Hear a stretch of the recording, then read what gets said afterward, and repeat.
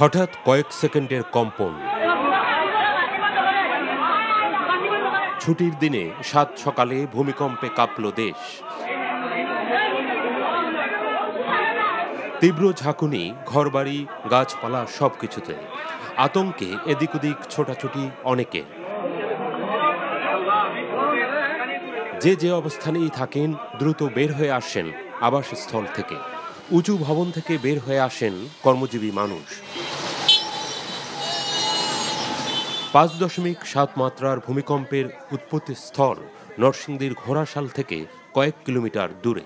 হঠাৎ করে দিই ফ্যান সহ পুরা ভিডি লড়তেছে, পাকা পুরা কেমন মনে হয় যে মরমর খেয়ে ঘরতে বাইরে যেতে, এরকম একটা ভয় ভীতি সৃষ্টি হয়ে গেছে সবার। পোলাপান আতঙ্ক হয়ে গেছে, আমরা আতঙ্ক হয়ে গেছিলাম।